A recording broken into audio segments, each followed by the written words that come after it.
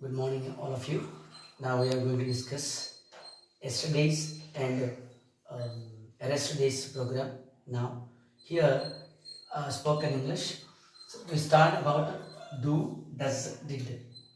డూని డస్ని డిడ్ని ఉపయోగించి ఇంగ్లీష్లో ఎట్లా మాట్లాడాలో తెలుసుకుందాం. Do I take.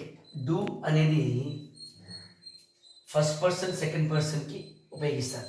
First person ఏంటి అని అంటే I and you is the first person, you is the second one, second person.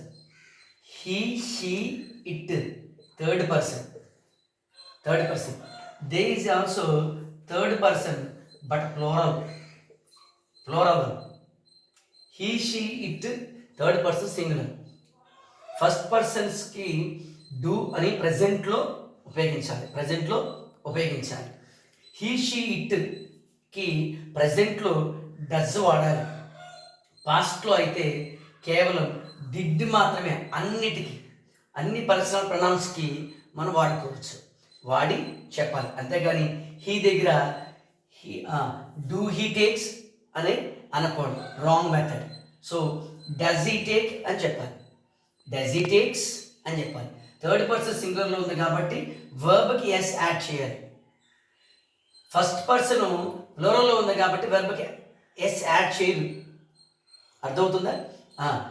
Third person సింగులర్లో ఉన్నప్పుడు మాత్రమే వర్బ్కి ఎస్ యాడ్ చేసి పలకాలి. ఎలాగా? డస్ హీ టేక్స్, అతను తీసుకున్నాడా అని.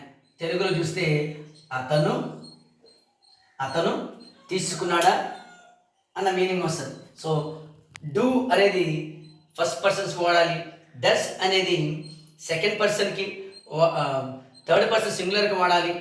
డిడ్ అనేది పాస్ట్ టెన్స్లో ఏ ప్రణాళికైనా వాడుకోవచ్చు. అర్థమైంది కదా? Meet you again tomorrow. Bye, see you.